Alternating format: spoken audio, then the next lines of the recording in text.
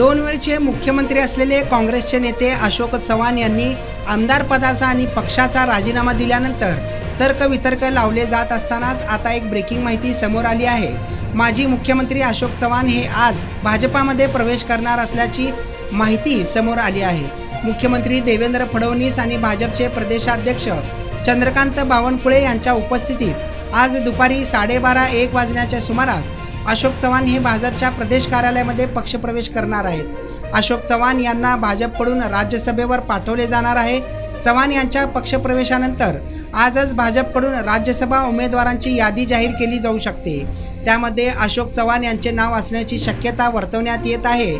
मात्र अशोक चव्हाणांसोबत इतरही विदर्भातील काही काँग्रेसचे नेते राजीनामा देणार असल्याची माहिती देखील पसरली आहे। त्यामुळे काँग्रेसमध्ये आता खळबळ उडाली आहे। अशोक चव्हाणांच्या राजीनाम्यानंतर आता काँग्रेसमध्ये राजकीय हालचालींना वेग आला असून हायकमांडनं प्रदेश काँग्रेसला बैठक घेण्याचे निर्देश दिले असल्याची माहिती समोर आली आहे।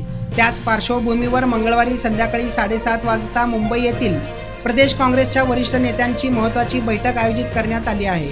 चव्हाणांसोबत आणखी किती नेते पक्ष सोडण्याच्या तयारीत आहेत याचा वेध या बैठकीत घेण्यात येईल। अशोक चव्हाण यांनी राजीनामा दिल्यानंतर काँग्रेसमधून आणखी काही मोठे नाव पक्षाला सोडचिठ्ठी देऊ शकतात अशा चर्चांनी जोर धरला होता, ज्यामुळे आता पक्षश्रेष्ठी हायकमांड सोनिया गांधी यामध्ये जातीने लक्ष घालत असल्याचं पाहावयास मिळत आहे।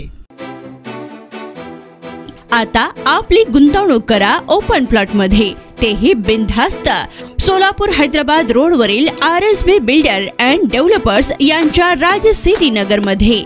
भविष्यातील चेन्नई सुरत रिंग रोड पासून जवळच हैदराबाद नॅशनल हायवे लगत नियोजित बोरामणी आंतरराष्ट्रीय विमानतळापासून अगदी हक्कीच्या अंतरावर असलेले एकमेव ओपन प्लॉटचे प्रकल्प राज सिटी। 100 रुपयांपासून ते 150 रुपये प्रति स्क्वेअर फूट दराचे ओपन प्लॉट उपलब्ध।